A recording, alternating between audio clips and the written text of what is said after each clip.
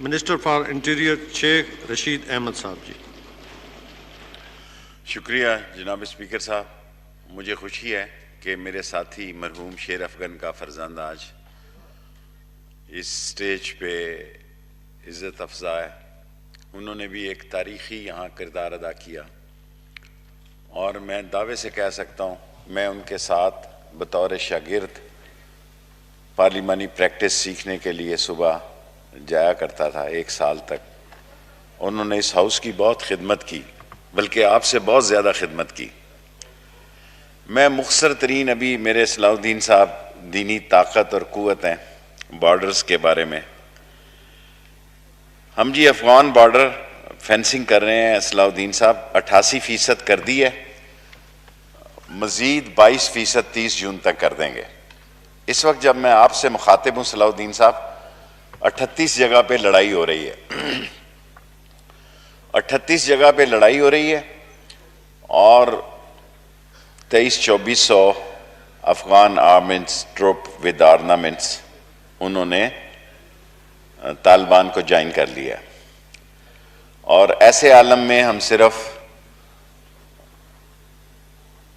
तुरखम और पशीन में, तुरखम में हम शनवारीज को अलाउ करेंगे और अंगूर अड्डा में वज़ीर्स को अलाउ करेंगे। बाकी हम इलेक्ट्रॉनिक एंट्रेंस करने लगे हैं क्योंकि हम महसूस करते हैं कि अगले 1-2 महीने जो हैं, 2-3 महीने बड़े इम्पोर्टेंट हैं और हम सब पॉलिटिकल पार्टीज़ को आने वाले वक्तों की सियासी सूरत हाल पर तैयारी करनी चाहिए।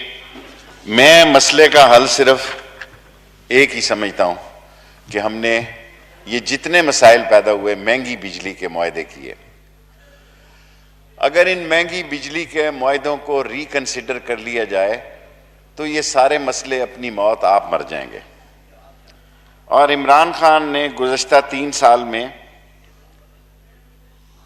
पूरी कोशिश की है और कर रहा है कि करप्ट और बेहिस और डिसऑनेस्ट सोसाइटी में एक बेहतरी की फ़ज़ा पैदा की जाए। ये बदकिस्मती है कि असम्बलियों को पिछले 3-4 दिन से पढ़े लिखे लोगों में कोई इज्जत नहीं मिली।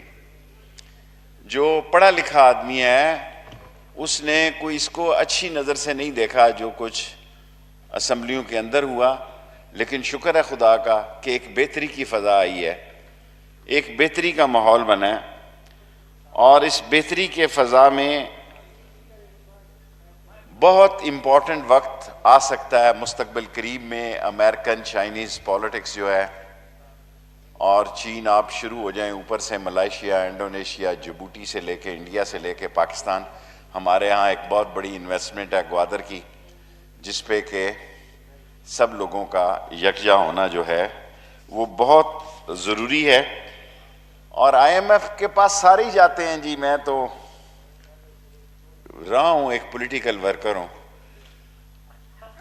IMF के पास कौन नहीं जाता? ऐसे ही हम एक दूसरे पे इल्ज़ाम लगाते हैं, सभी लोग IMF के पास जाते हैं और ये मजबूरी होती है।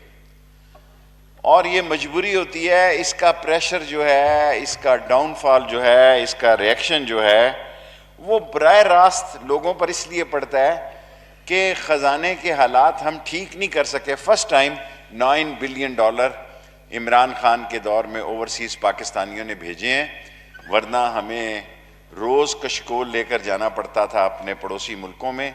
अगर उस कशकोल में हमें ना मिलता तो शायद हम डिफ़ॉल्ट भी हो सकते थे।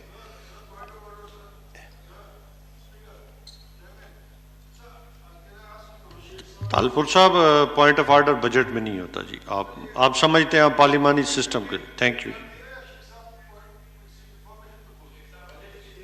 बजट स्पीच में तालपुर साहब, शेख रशीद अहमद साहब स्पीच है, स्पीच कर रहे हैं। मैं बजट स्पीच पे तमाम बातों पे बात हो सकती है। बजट स्पीच की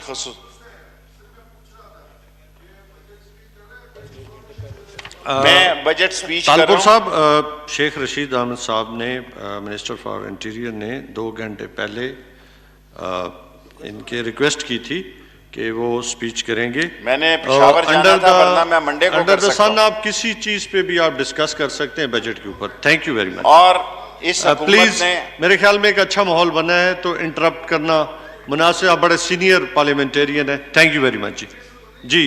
इस हुकूमत ने दासू और दया मीर का काम जो है 1963 के बाद इमरान खान को ये क्रेडिट जाता है कि उसने ये काम शुरू किया। इससे पानी जाएगा ज़मीनों को, इससे पानी जाएगा, बिजली सस्ती होगी। मैं जनाब स्पीकर ये समझता हूं कि पाकिस्तान में अगर बिजली सस्ती हो जाए तो बहुत सारे मसलों का हल हो जाएगा। एहसास प्रोग्राम पे बात की गई, बहुत ज़बरदस्त प्रोग्राम है। गरीब को कुछ मिला ज़रूर है और दुनिया में चौथे नंबर पर यह आया है एहसास प्रोग्राम। और पनागाहें, और उस पर भी मैं समझता हूँ जो लोगों को खाना मिलता है वो कम से कम गरीब आदमी के लिए बहुत बेहतर की सूरत हाल है। बॉर्डर मैनेजमेंट, मैं अभी मेरे भाई ने कहा, क्योंकि मेरी ये राय है कि जिस महकमे का वजीर हो उसको अपनी कारकर्दगी बजट में थोड़ी बहुत, फॉर एग्जांपल कि हम ई पासपोर्ट पे जा रहे हैं, फॉर एग्जांपल कि हमने तमाम वीज़े जो बैकलॉग में थे इस हफ्ते में ख़त्म हो जाएंगे, फॉर एग्जांपल कि ये इमरान खान के दौर पे क्रेडिट जाता है कि तमाम वीज़े ऑनलाइन हो गए हैं, तमाम वीज़े ऑनलाइन हो गए हैं। जो हज़ारों लाखों की तादाद में वीज़े थे जहां करप्शन होती थी, और उस करप्शन में मैं किसी एक को ज़िम्मेदार नहीं ठहराता। सिस्टम ऐसा था कि किसी आदमी को वीज़े की ज़रूरत है, वो नीचे से मिलकर लेन देन करता था। आज पाकिस्तान में इस बजट के मौका पर मैं ये भी ऐलान करना चाहता हूँ कि एग्ज़िट वीज़ा भी ऑनलाइन हो गया है। एग्ज़िट वीज़ा भी ऑनलाइन हो गया है ताकि लोगों को धक्के ही ना खाना पड़े और लोगों को किसी किस्म के मसाइल से ना गुजरना पड़े। और इस दौर में 3 लाख वीज़े जारी हो गए हैं। कल हमने लास्ट 2360 किए हैं। 1332 वीज़े आपके बजट के दौरान जारी हो जाएंगे और इसका क्रेडिट आप इमरान खान को दें कि 3 लाख वीज़ों का बैकलॉग जो है वो ख़त्म हो जाएगा और जो आदमी अप्लाई करना चाहे, जिस तरह जहाँ से अप्लाई करना चाहे, वो ऑनलाइन करना चाहता है। दूसरी बात जो मैं अगले कहना चाहता हूँ, मैं ज़्यादा आपका वक्त नहीं लूँगा जनाब स्पीकर, कि मोबाइल रजिस्ट्रेशन हमारे फाटा के लोगों में, हमारी बेटियां बहनें इतनी दूर से आती नहीं थी, आ नहीं सकती, हमारे पास यहाँ मोबाइल वैनें बेकार खड़ी हुई थी, हमने उनकी रजिस्ट्रेशन शुरू की है। बहुत ज़बरदस्त रिस्पांस मिला है। एक दिन में भी पासपोर्ट मिल सकता है 2000 रुपये इजाफी फ़ीस के साथ। 2180 रुपये की इजाफी फ़ीस के साथ आप जिस वक्त पासपोर्ट जमा करें उसी वक्त शाम को आपको डिलीवर हो सकता है। और थर्डली, पहला शनाख्ती कार्ड जो है वो फ्री है। सेकेंडली, डिसेबल लोगों के लिए बड़ा प्रॉब्लम था।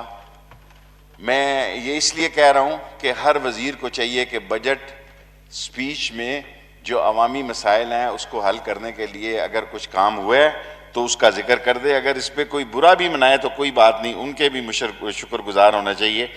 और तमाम डिस्ट्रिक्ट्स में सर, तमाम तहसील हेडक्वार्टर में नादरा दफ्तर खुलने का इख्तियारात MNA को दिया है कि जहां वो चाहें जगह का इंतखाब करें। उसके लिए अपोजिशन का होना या सरकार का होना ज़रूरी नहीं है। तमाम मुल्क में तहसील हेडक्वार्टरों में नादरा ऑफिस खुल रहे हैं। और अगर MNA अरेंज करके दे दें, कोई अच्छे MNA हैं जिन्होंने अपनी जगह पे कहा कि जी हमारे यहाँ दफ्तर खोल दिया जाए। स्पीकर साहब सॉरी, मैं उधर देख रहा था। और लास्टली मैं ये कहूँगा कि माहौल जो है,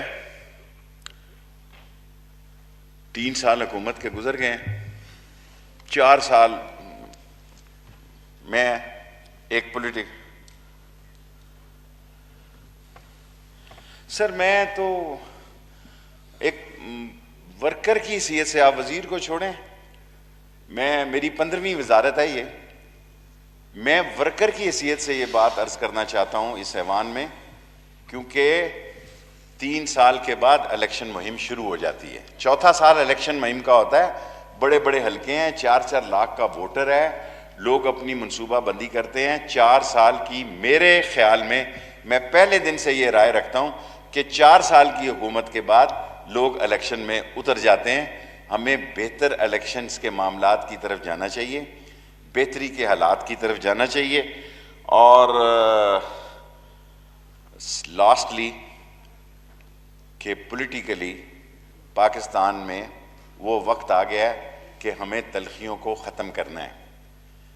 तलखियों को ख़त्म इसलिए भी करना है जनाब स्पीकर, चौथा साल शुरू हो जाएगा अगस्त के बाद। उस साल में अगर हम तलखियाँ शुरू ना कर सके, कितना भी शफाफ इलेक्शन हम कराने जाएंगे तो वो बाइडन और ट्रंप वाला हाल हो जाएगा, रशिया वाला हाल हो जाएगा, डोनाल्ड रॉबर्ट वाला हाल हो जाएगा। सो सुकून नहीं आ सकेगा। सो सारी पार्टियों को मिल बैठकर इस चौथे साल में इलेक्शन इस्लाहात पर बातचीत करनी चाहिए, और जो मुल्क के हालात मुल्क की सरहदों पे जन्म पा रहे हैं उस पर भी सारी पार्टियों को मिलकर बैठना चाहिए। मैं जनाब स्पीकर आपका मशहूर हूँ, और मैंने पूरे 8वां मिनट नहीं लगाया, 7 मिनट आपने फरमाया, मैं 7 मिनट में मुकम्मल कर रहा हूँ। Thank you. Thank you.